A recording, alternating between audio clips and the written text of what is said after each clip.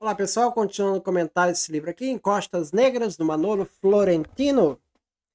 Ele vai trazer o seguinte dado, que eu coloquei no primeiro vídeo que as taxas de fecundidade eram baixas, né? E que você dependia muito do tráfico para manter o número de escravos, tá? Agora existe um outro dado que ele coloca aqui, ó. Há, porém, estudos, na página 54, de base arquivística e cartorária, que demonstram não terem sido as famílias de escravos mero epifenômenos da ordem escravista. E aí ele lista outros textos aqui do Florentino, do Slenes, Robert Slenes também. Tá? E, enfim, tinha famílias de escravos.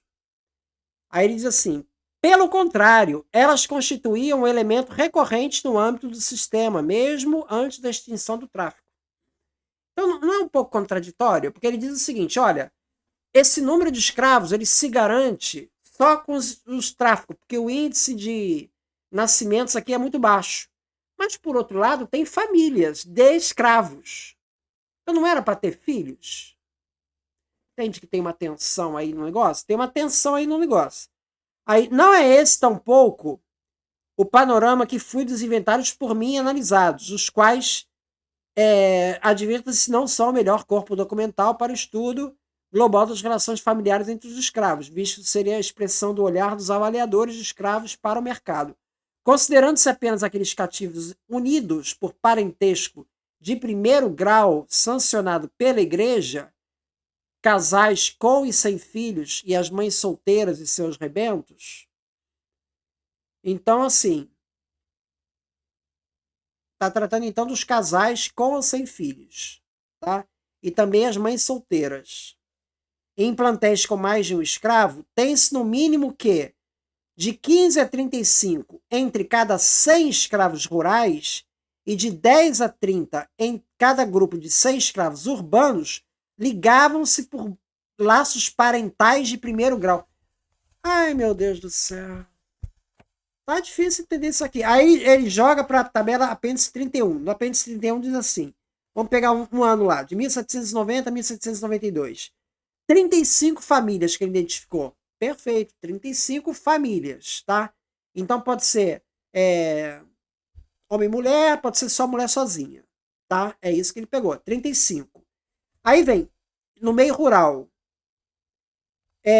números de parentes, 86. Cara, números de parentes, 86. O que quer dizer isso, cara? É o tamanho das famílias? É os filhos? Parentes? Não entendi. Aí dá 86. O que quer dizer isso? Aí vem percentagem de parentes, 22%. Cara, o que quer dizer isso, cara? Percentagem de parentes? Qual a percentagem de parentes? Como assim? Eu não entendo e ele também não explicou. Não entendi esse apêndice 31, cara. Não entendi. Mas vamos para a conclusão. A conclusão é simples. O campo e a cidade fluminense não desconheciam os fenômenos da família escrava. Então ele reconhece que tinha família escrava. Ah, sem dúvida. Quem está dizendo aqui tem 35 aqui, 1790. Então tinha família, né? Identificou famílias escravas. Estas, porém, embora recorrentes no tempo, eram marcadas por porcentagens globalmente baixas em épocas de aumento geral das importações dos africanos, como entre 1790 e 1830. Poucas famílias, em termos muito gerais, baixas taxas gerais de fecundidade, se situavam em 91, 77 e 79 para os respectivos intervalos de 1790 a 1807, 1810, 1825 e 1826, 1830. O que é uma taxa de fecundidade de 90%?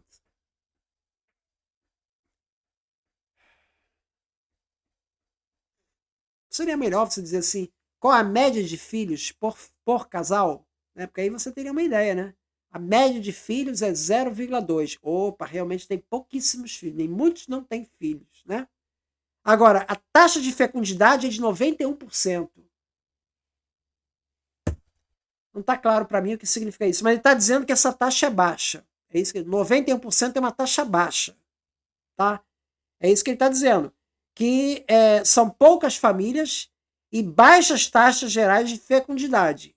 De quanto? 91%. Pô, você taxa baixa? Então, o que taxa é essa? Bom, não consegui entender, tá? Então, se alguém explicar, eu conseguir entender, explica aqui nos comentários aqui. Está na página 55 do livro.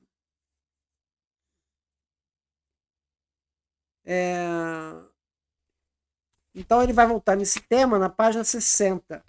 Vai dizer, o quadro até aqui esboçado aponta para a constituição de uma demografia escrava reestruturalmente desequilibrada, redundando em baixas taxas de reprodução endógenas. Então, depende do tráfico, tá? O comércio atlântico de homens emergia como variável determinante para a configuração desse panorama. Tá? Então, depende muito desse tráfico, né? Porque a taxa de reprodução aqui é baixa. Tá? Aqui, a página 87.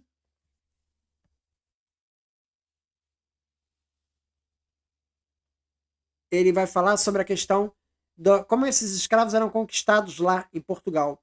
Então ele fala assim, bem estabelecidos em seu forte de Arguim, ao norte do rio Senegal, os lusos fizeram da Alta Guiné o mais importante núcleo de obtenção de escravos antes do século XVII.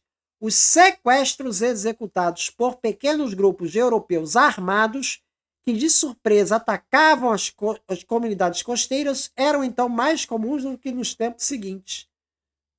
Então aqui ele está falando um dado interessante, ou seja, essa ideia de que o português ia lá, comprava do africano, aqui ele está dizendo que o português participava de grupos armados para capturar escravos. Tá?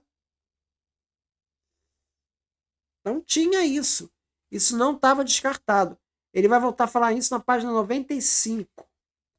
Ele vai falar assim, esse último aspecto mostra que apesar de, em teoria, todo o tráfico para o Atlântico estar sob o controle da burocracia estatal congolesa, essa diretriz não impediu a atuação no país de inúmeros traficantes portugueses. Então, o português também ia lá, ele capturava o escravo. Tá?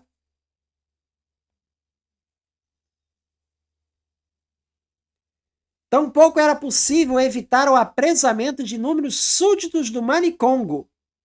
Tá? É uma outra situação. Lá no Manicongo, você tinha escravos capturados entre a própria tribo.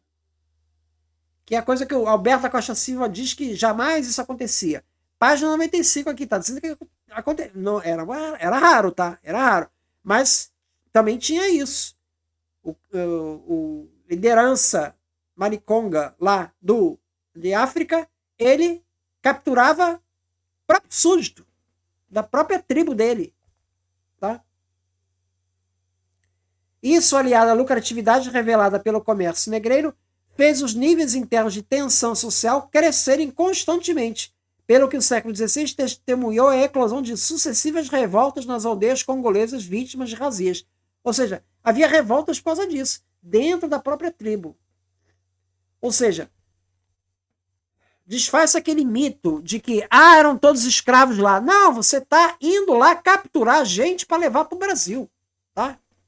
Então tem um comércio aí que está sendo estimulado a capturar escravos.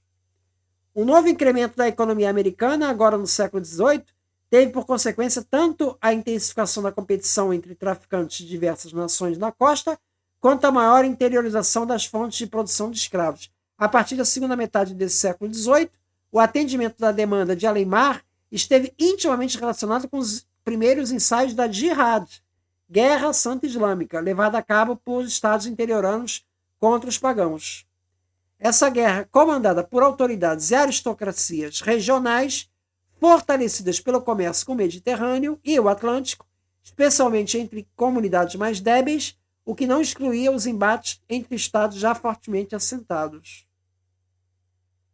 Os sequestros, menos usuais, eram realizados por pequenos grupos armados que atacavam cultivadores ou pessoas em trânsito.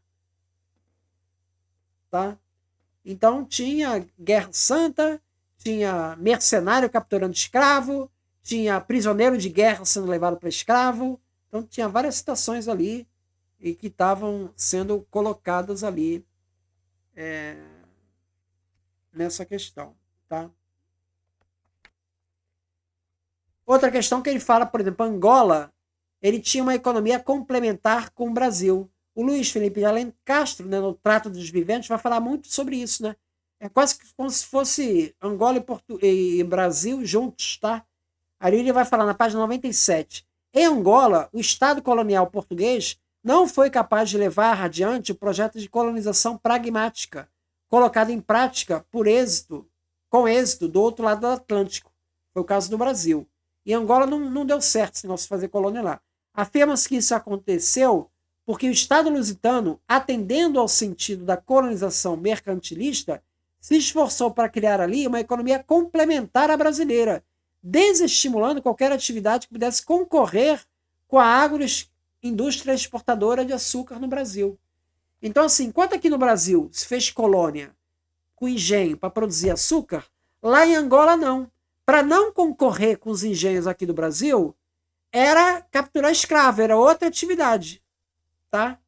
Então eles queriam uma colônia com outra atividade. Aí não deu certo, não rolou. O negócio não rolou lá essa coisa de criar colônia lá em Angola. Foi tentado, mas não teve o mesmo êxito. Acabou tendo algumas colônias, mas não teve o mesmo êxito que teve aqui no Brasil.